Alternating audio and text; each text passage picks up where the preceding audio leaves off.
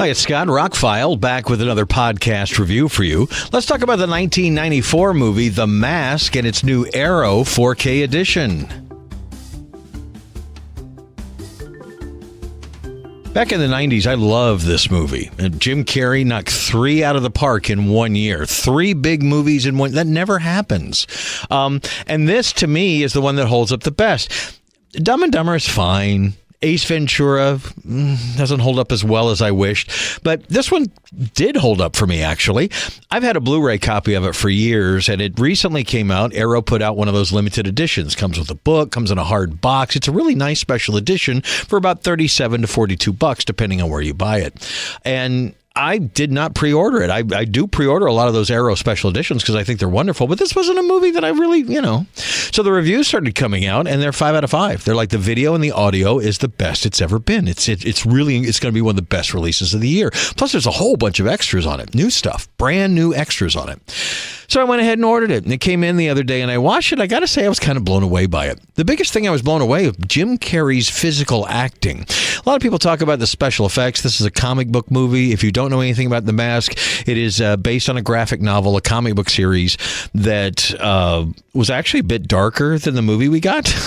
The Mask could have been owned by Loki or somebody else. It takes over a human.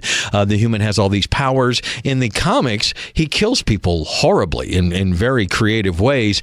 They kind of made a cartoon out of it when he takes out people. It's not so much killing. They decided, Chuck Russell, the director, who went on to direct before this, he directed The Blob, which I thought was a really good remake. He also directed that Arnold movie, Eraser. His first movie was Nightmare on Elm Street 3, Dream Warriors or whatever, so he did grow out of that. But I do think this is one of his best movies. He had the idea, as you find out in the extras, to change the tone of the thing and do a little bit differently, because there had been a lot of scripts written. They had been trying to get this thing off the ground since like 1989, and it finally got made in 93 and 94.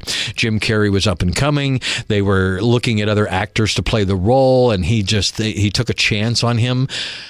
What I noticed more than the special effects, which a lot of them do hold up, ILM, a third of the $18 million budget went to ILM, Industrial Light and Magic, to make these effects. And they're really good for 1994. I mean, really good.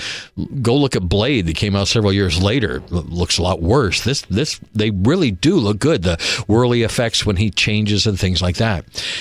But the physical comedy, the physical acting that Jim Carrey does in this film is right up there with anybody ever, with Jerry Lewis, with Charlie Chaplin. He's just Rubber Man. I mean, and it's not special effects. I always thought a lot of that was, but watching it now in 4K resolution, you can tell what's a special effect and not. He was doing all that stuff with his legs and his body movements and everything. That was all him. And when he's got the mask on, I always thought of it as looking and sounding like Jim Carrey, but he really doesn't. He becomes the Mask, this character, this probably left over from Loki back in the day or whatever.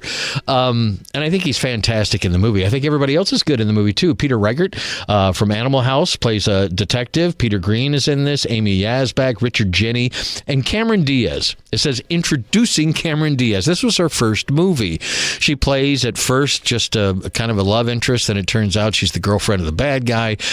What makes this comedy work, along with a lot of comedies, is that the bad guys are really bad. They're not caricatures. They're not cartoon characters. They're really bad guys. You got to pluck them out of any other movie, a Quentin Tarantino movie or whatever. They're bad guys, but they have to go up against crazy, right? They have to go up against this masked character who's a cartoon come to life.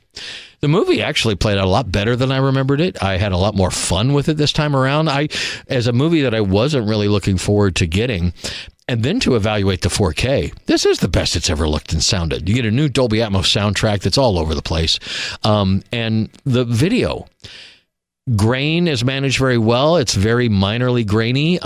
Colors really pop, like his green skin, some of the lights in the nightclub and things like that. Just really, this is how a classic movie should look. I'm surprised at how good it looks. And they haven't scrubbed it clean or made it look like a brand new movie at all. It looks like a film from 1994, but Arrow's done a fantastic job. Blu-ray.com gave it 5 out of 5 for video and 5 out of 5 for sound, and I'd give it pretty close to that. And the movie played well. Again, some of Jim Carrey's comedy has not held up over the last 25, 30 years like others of it. I still like Liar, Liar and a few others, and I think this was a really good one. He nailed it. They were trying to do something that hadn't been done before. Comic book movies weren't a thing yet. This was 1994. Everybody in it's good. It plays well. This $18 million budgeted movie went on to gross $352 million. It would take him forever to make Son of the Mask without anybody else's involvement in it, and the less we talk about that. Carrey is nominated for Golden Globe for Best Actor. The film was nominated for Best Visual Effects, but it lost to something.